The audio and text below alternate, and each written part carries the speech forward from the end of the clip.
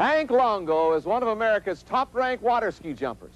You're about to see him attempt to accomplish a first in water ski history. We're at Tivoli Gardens at Brighton, Michigan. Hank Longo has pioneered a high-flying form of water skiing. He will attempt to leap over 14 boats in a single bound, a distance of 155 feet. And he's off.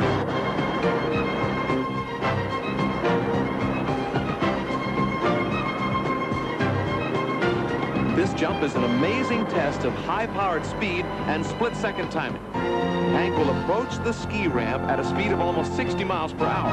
He must hit the ramp perfectly. Here he goes. He's up. He's done it! Here it is again in slow motion.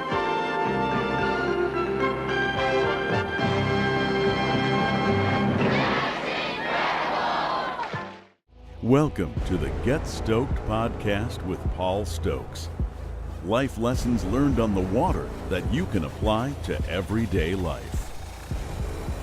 Now, here's Paul. All right, well, thanks for tuning in, everyone, to the Get Stoked podcast. Life lessons learned on the water that you can apply to everyday life. And today I'm super excited to have my friend Hank Longo. Oh, Paul, it's great. It was great that you invited me to share this podcast with you. It's going to be fun. It's going to be great, you know. Hank is a jump water ski specialist. He's very accomplished. He tried to count it up, but something like 40 national championships that he's competed in, all through the age divisions over the years. And he's been a national champion. He's held a national record. And he's just an unbelievable long history of water ski jumping. He's a legend. It's gotten him into the USA Water Ski Hall of Fame. Florida I guess, Water Ski Hall yeah, of the Fame. Florida, Minnesota Water Ski Hall of Fame. Yeah, yeah. But those are a dream come true right there. It's going to be stuff. So anyway, we're honored to have Hank with us today, and he had what turned out to be, no pun intended, an incredible vision that he had, and we want to hear from him what that vision was and how that unfolded. So tell us about that vision you had. Here we go. It's showtime.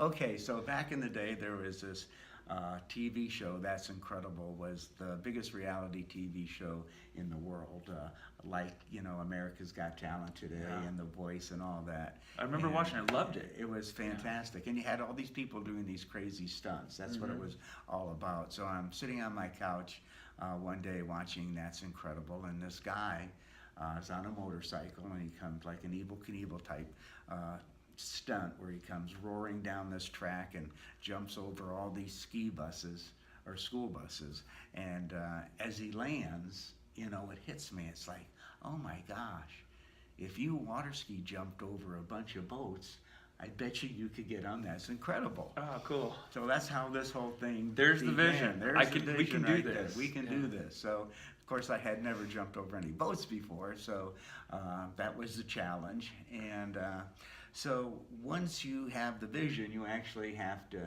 do something to make that vision a reality. Right. And living in Minnesota at the time, and I was able to convince about 6 people on our lake to put their boats out in front of my ski jump. I said, I'm going to take a picture, don't worry. And I had to kind of set them out away from the jump because I didn't have enough to go from the jump out the distance that I really needed to jump over them to get a feel of what jumping over boats was all about, you know. So it was kind of freaky. So I got them out there and took a whack at it and jumped over all these boats. And of course they went, ah, and I went, ah, you know.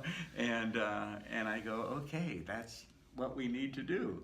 So from there, I had this picture of me jumping over these boats, and I needed to get a sponsor. I needed to get boats to actually do the stunt. Yeah. And at the national championships, I got to talking with Rob Shirley, who was the owner of Mastercraft. Mastercraft, yeah. And I go, hey, Rob, do you want to try to get on That's Incredible with me?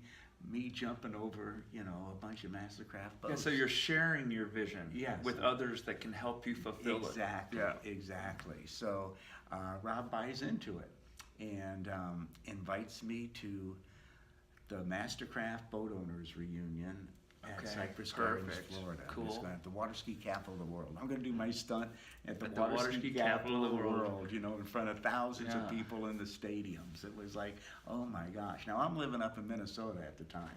So I didn't realize that. So- So the stadiums were full. Well, let me, Okay, let me okay. the Okay, plot you'll thickens, get there, the okay. plot thickens. And so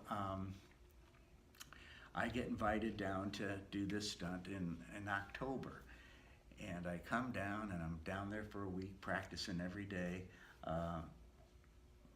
behind Donald Morris's pulling me, and I'm just getting dialed in, you know, jumping. You know, I needed to jump 150 feet to do this stunt, so I'm just getting dialed in. And those who don't know, a 150-foot jump is a considerable jump. Well, it was I set a Midwest regional record right at that time at 152 to, you know, give you an idea of that. It was a good jump. Well, if I recall correctly, in those days, what year was it? 80?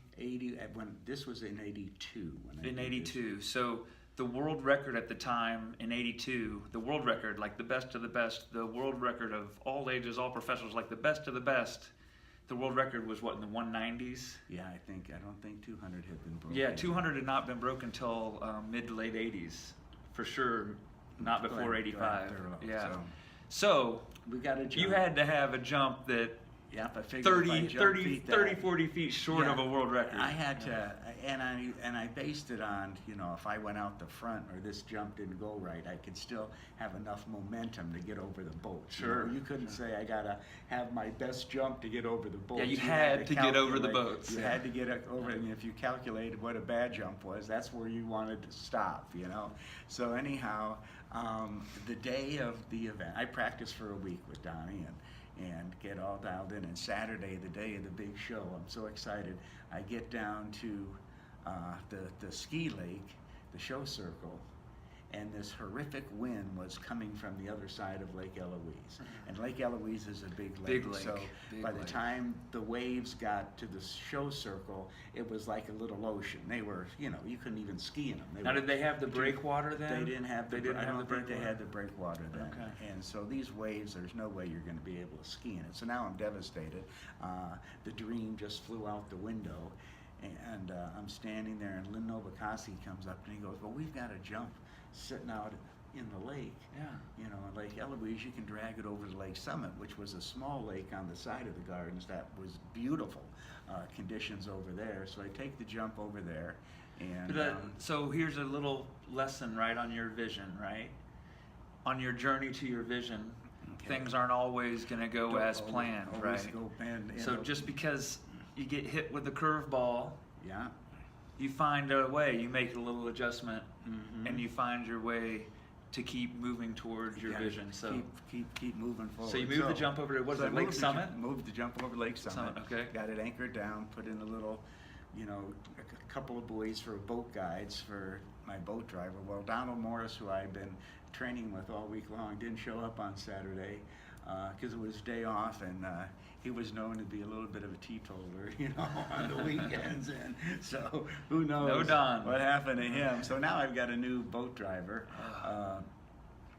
And I'm going, okay, Don Daly. Now, so that's Incredible Crew is there. No, No. this is just doing it for the first time. I Just haven't gotten okay. on, I haven't even gotten- on okay. That's Incredible yet. So now I've got this boat driver that I haven't been practicing with, and we go out and take a practice set, and then I'm getting ready to do the stunt. We've got all the boat. I'm jumping over 12 boats the first time that I'm doing this. And so I get these boats lined up, and I'm getting ready to go. Now I have this black jumpsuit, and if you're not familiar with, you know, ski jumping and gear, you have this one suit that you wear that has your flotation and your protection in it, and it's just a single ski suit. Well, I've got stars coming up the side, so I look like Evel Knievel, and Yep. you know, I'm You think just you're dialed. dialed? I'm Yeah, you dialed got in for the this. suit, yeah. Well, just before I go, the marketing director comes up to me and she says, well, you can't wear that black jumpsuit out there because it's not going to photograph well. And I'm going, well, yeah, I got to wear it. I got stars going up the side. Yeah, I you look know, this cool, is man. my thing. Yeah. It's my mojo. She goes, no, you've got to wear this. So she gives me an Adagio outfit to put on over my jumpsuit. Adagio is like red what tight the guys pants, and girls do. red lycra pants with a yellow fluffy shirt. Oh my! You know, so I go from feeling like Evel Knievel or Richard Simmons and like that. And I'm standing on the dock getting ready to go, and it hits me. You know, it's like, what the heck were you thinking? You know, what were you thinking? You're going to kill yourself. Yeah. And off Your I location's go. changed. Everything's your boat driver's changed. Your my what you're wearing. outfit's changed. Yeah. And so anyhow, You still have the suit under.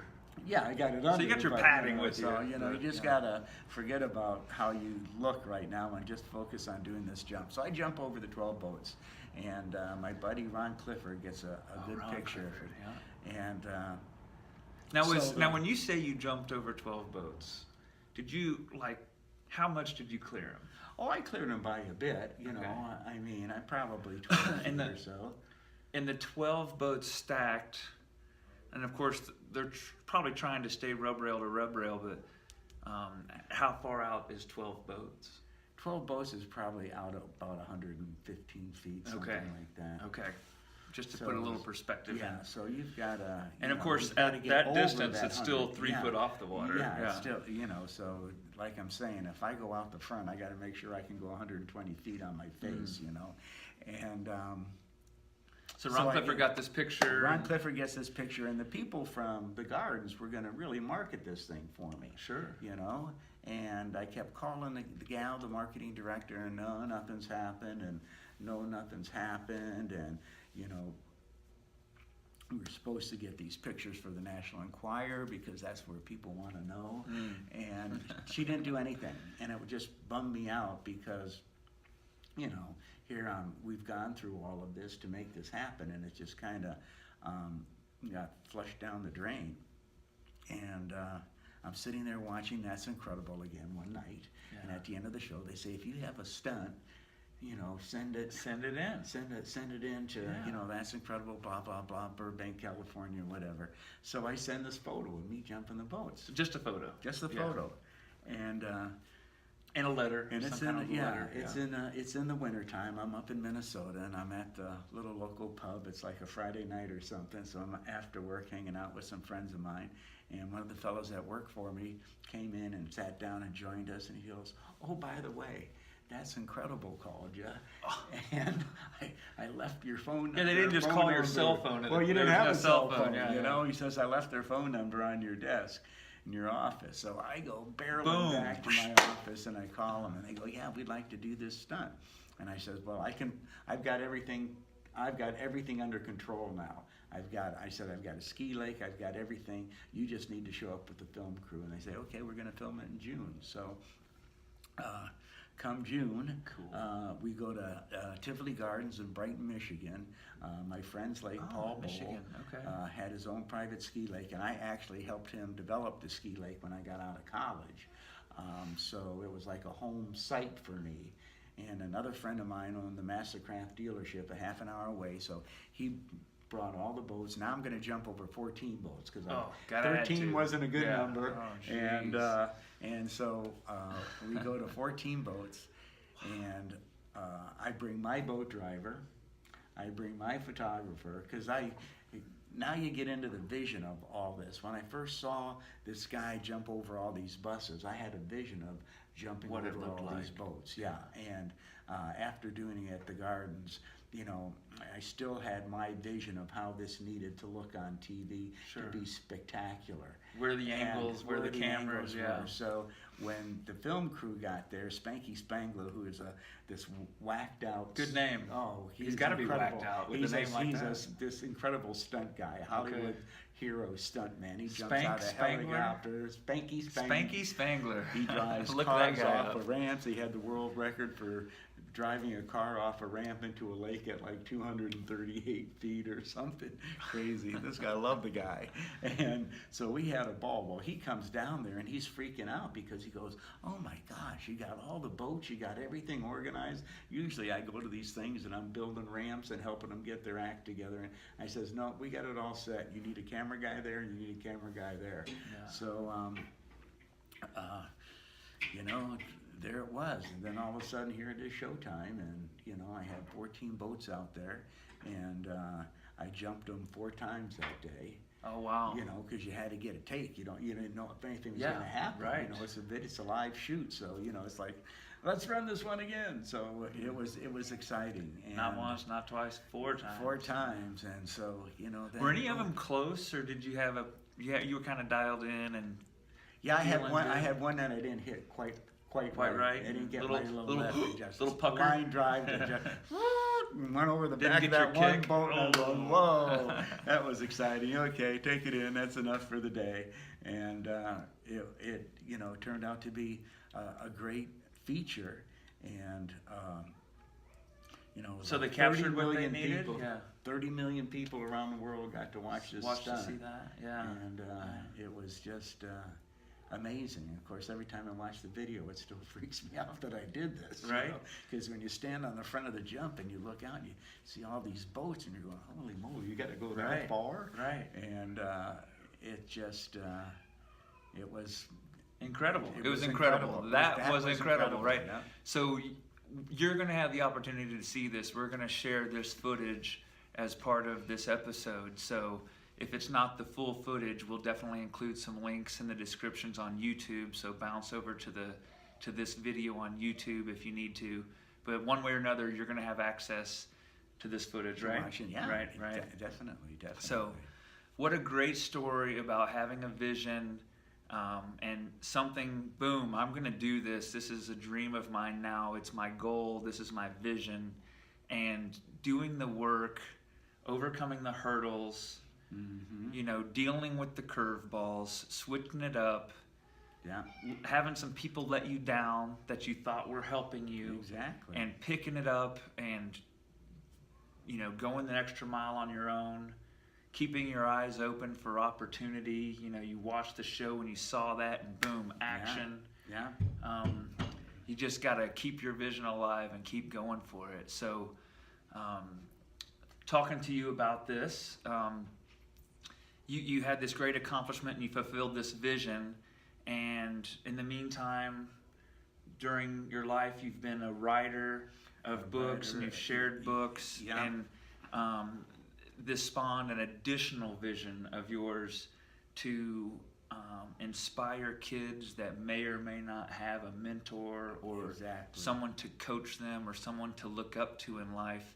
So you wanted to take this experience and this great accomplishment, and it created another vision for you. Exactly. And let's talk about that. Exactly. You hit the nail right on the head there. Well, it's kind of funny because Britt and Tom Larson, who are 2 of the best women trick skiers in the world of all time, Hall of Famers, world record From holders. Wisconsin. From Wisconsin.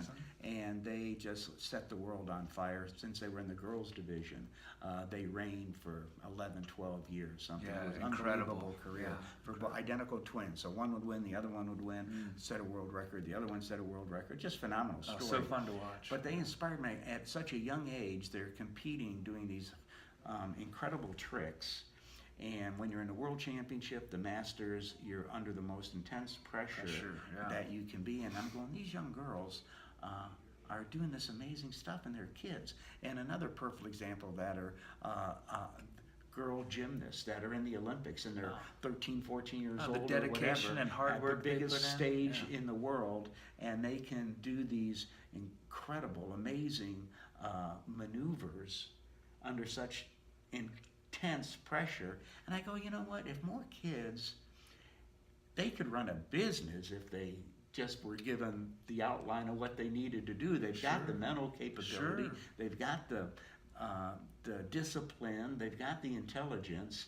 And I thought, you know what, if other kids had the opportunity to be coached, because their dad was this amazing coach that did everything he could to make them the best in the world. Pushed them and helped helped them mentored and provided the boats, the gas, the ski, provided for the them. training. They skied and trained with the best skiers in the world. And I thought, you know, if other kids had this opportunity, they could make their dreams come true at a young age. Yes. And so it inspired me to create this program, which is called SOAR Education now, that's evolved to over the 15 years that I've been developing this program. And it's a 16-step program on how to make a dream come true. And as you go through each lesson, and you do the lesson for each one of the lessons, there's the lesson, and then there's the homework you have to do for that lesson. And step by step carries step you by through. step. And as you complete each lesson, you create this blueprint and direction on how to make your dream come true. So I use my stunt on That's Incredible as the vision that I had to make a dream come true. So in order to make a dream come true, you have to see it. You have to visualize it, because if you can't visualize it, you don't know what it is. Yeah. You know, you just can't think, well, I want to do this. You have to see yourself doing it. And there's so many examples of this out there with so many different people who have made dreams come true. They see it. You know, Henry Ford had a vision on how to make the darn car. And Well, a very famous book is called Think and Grow Rich. And it was written a long time ago, but the whole principle behind this book is you need to think about where you want to go, and not just think about it, but you should be able to see it and feel it and be there, and just putting that energy. Some people might even refer to it as prayer, right? But putting that energy and that thought and that consciousness of seeing what you want to have happen and feeling it and wanting it, you can really self-actualize so much. It's very, very powerful. That's exactly it. You've got to be able to see it. You have to be able to see it. Not only is it happening, you know, I saw, you know, myself jumping over the boats, and when you watch the video, what you will see in the video is exactly how I saw it in my mind, and that's why it looks like it does in the video, because I took it from here and made it into a reality. But the other thing that you've got to do is you've got to identify all the details that are involved in doing that. You got to have the lake. You got to think of the jump. Like I had to think of my driver. I had to think of having my own photographer. And as you make this dream a reality, there's a lot that goes into it. You have to have the vision first, but then you have to have the passion. You have to have the education, you know, to do it. Keep bettering yourself. Yeah, I mean, if you want to be a bricklayer, you say, well, you know, what's education going to do for me? Okay, I'm just going to be a bricklayer. Well, number one, I would go find me a bricklayer and say, how did you get into business? Mentor me. How did you get started? Number two, if you're going to be a bricklayer, school is very important for you, because you better be good in math, because you're going to be working with 4 inches, 8 inches, 16 inches all day long. How big is this wall going to be? How many bricks does it take? You know, you've got to have that education. What are the expenses? You know, and so as you go through this process, there's a lot to go along with it, you know, to make it actually happen. So you've designed this program for kids. It's a 16-step program. It's called SOAR. SOAR and Make Your Dreams Come True. SOAR and Make Your Dreams Come True. And so we're going to share links to this too, so you can learn more about this program. He's working hard at getting it into schools.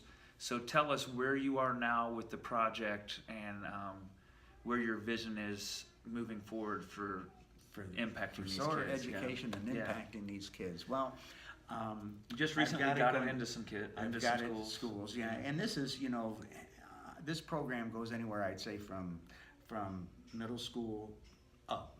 I mean, you don't have to just be a kid. I have, every time I share this with adults, they go, I got to get that book. And, you know, and well, that's where I was thinking about it. It was for, you know, my 12-year-old. I got it for him for Christmas. I got him the SOAR program for Christmas. I mean, it just from there, I mean, it can be anybody. But, so I've been working in the schools. Getting in the school system is very difficult. And so one of the things I did a couple years ago is stopped everything I was doing and went back to college. I've got a speech degree with an English literature minor from Eastern Michigan.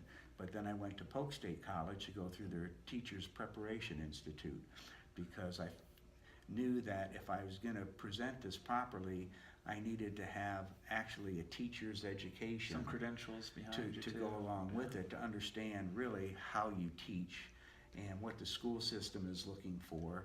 So I went through this program, and now I understand teaching, state standards, the different learning abilities, the ethics of teaching, and excuse me.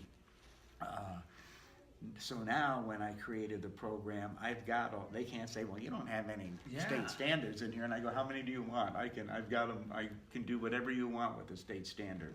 So it's a legitimate education. So getting into the school system can be tough. All they focus on right now are these tests and the kids taking tests. Excuse me. So, but you I did it. condensed, yes. Yeah. I came up, another vision. I'm a member of the National Speakers Association, and at our Summer Influence, which is the big convention for all of the speakers in the summer, one of the vendors there had these little mini books. Okay. And they were all different stories from different, speakers and authors, and there were these neat little books. And this one session I was in, the speaker says, well, when I send a client my little mini book, I get a response versus if I just call them or send them an email. So I go, oh, I've got to make my book into a mini book. Well, I have my own publishing company, so I publish my own books. So they wanted $6,000 to put together this mini book for me, and I can said, do that a little. I can do that. Yeah. I can do that. So I went back, and my graphic designer, made my cover. We did that. We made it into an abridged version. It's not the whole program, but it outlines each lesson. Sure. So I went to our local high school, who I actually had done the program with a couple years before, but they were changing curriculum, so the next year I couldn't do it. But the high school TV class made my video. I paid a couple of kids to stay after school and film the video, and then a teacher edited it and made my video, and it came out fantastic. So it sounds like right there, a lot of different people are helping you. A lot of people are helping me, and the community. You got to rally some people to help you get to your vision, right? And so I got my mini book, and I went to the principal, and I said, if I gave every kid in this school one of my books, and every teacher one of my books for free, could I get my program in your high school? And she goes, well, for sure, if you're going to give it everybody a book for ski. Well, there's 2,500 kids in this class, and I sell the book for $5, so do the math. Do the math, yeah. And so what I did is I went out and I got 23 businesses in our community. I have all kinds of support in our community. I'm a member of the chamber, and I'm involved, very involved in our community, and the Boys and Girls Club, and everybody is supporting this program. I have people from all around the world who have seen this program that support it. And they're going, we need this in the schools. We need this is what these kids need. It's a great lesson. When you get that kind of reinforcement from everywhere, that makes you continue to push, to spend all the money you got. Well, that's one thing I was thinking to myself is you were willing to take risk. You're willing to take risk financially to move big investment to move your vision forward. And the thing that I think that is important is that you do share what you're doing with people to get feedback. Because if everybody said to me, well, Hank, that's a nice idea, but don't waste a lot of time doing it. And beyond like the people that will like your mom or something you're doing great, honey, that's great. You'll do wonderful with that. And people that, I've got educators, lawyers, doctors, you name it, entrepreneurs, and just kids that'll tell you they think this is great. So it encouraged me, you can't stop. To make a dream come true, the dream is always coming true until you stop making it come true. And it doesn't happen overnight, so you just have to keep doing it. So to kind of jump forward here, I get 23 businesses in Winter Haven, Florida to buy ads in my little mini book. Okay. So by To help buying pay the for it. ads, Yeah. it paid for all the books. The community got behind me and said, our kids need this. Awesome. I got it into our local college, Polk State College, mentoring the men's basketball team with my program. And so what I'm doing is little by little getting it out into the school systems, but it's like being a yellow page salesman, if you remember what the yellow pages are. Yeah, that was a while You ago. know, going and knocking on every door saying, hey, you want to buy an ad? And it's affordable. So people were jumping on it left and right saying, yeah, I can do this. I mean, you know, businesses have advertising budgets, and this is less expensive than a newspaper ad to, you know, be involved. So it wasn't that hard of a sell, but for me to get it around the country and around the world would be my That's the major vision. you know. Okay. It's going to take more than me, Yeah. you know, go by the It time always does. by the time I got every school in Florida, I'd be 115 years old. So I'm looking to get a major sponsor to get behind me. Okay. And I've got some that are in the works that I can't really share. But, Okay, cool. yeah, that's my vision is to get it out there, and I'll probably take the mini book and even go take it to another level now that it's going so well, where I'll add the actual lesson along with it instead of you just reading what each lesson is and getting. You got the homework. I'll throw the homework in there as well, so they can actually use the mini book to create their dream without being taught. Now, this is the beauty of it, is I have the video that teaches all 16 lessons. Sure. So what's happening in the school is everybody's got their mini book, and every day,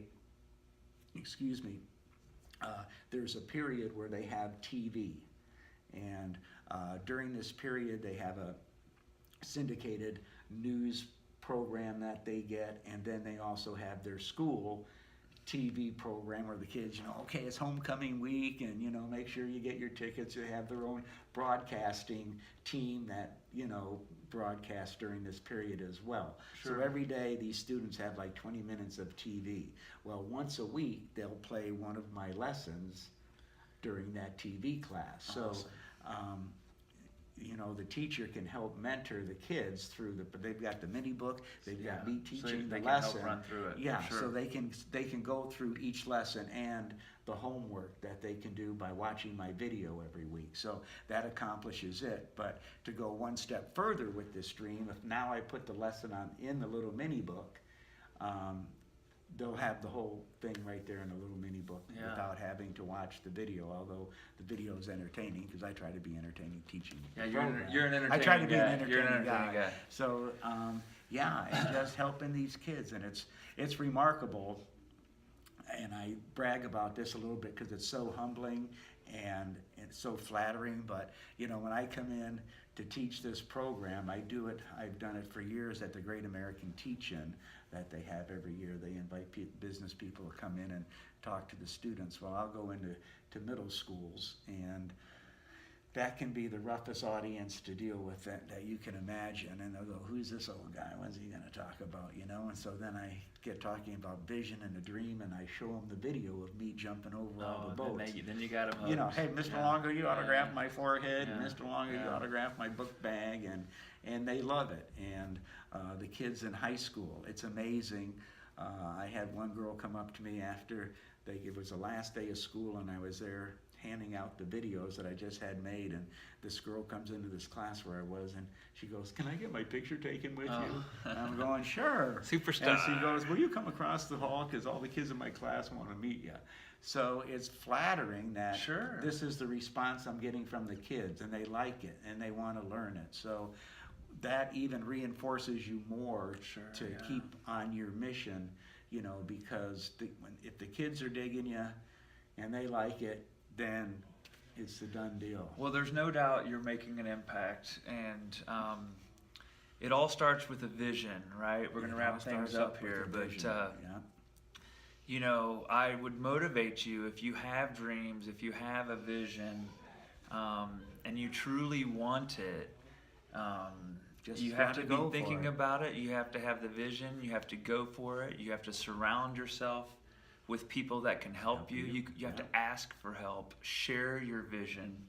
And just have the discipline. Don't give up when you get hurdles. Yeah. And this could be anything. You know, maybe you dream to just have a family, not just, but to have a family. Maybe you dream to have a specific education or fulfill a particular career or to travel.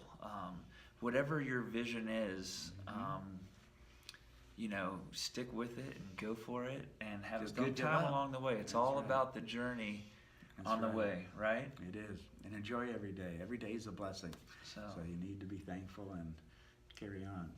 well, we're going to share links and videos of the That's Incredible. I'm going to share some links so you can learn more about the SOAR program. And I hope you enjoy that content. If you have any comments, we'd love to chat with you and interact with you on the podcast down in the comments. And of course, likes and shares are always welcome.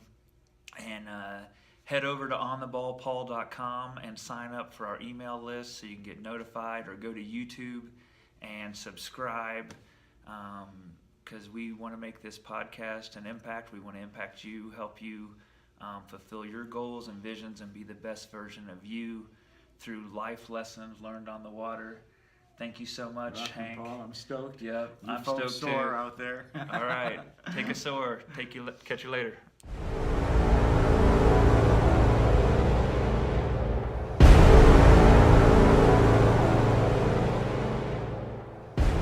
Thanks for listening to the Get Stoked podcast with Paul Stokes. You can contact Paul at ontheballpaul.com. We look forward to seeing you next time. Until then, stay stoked.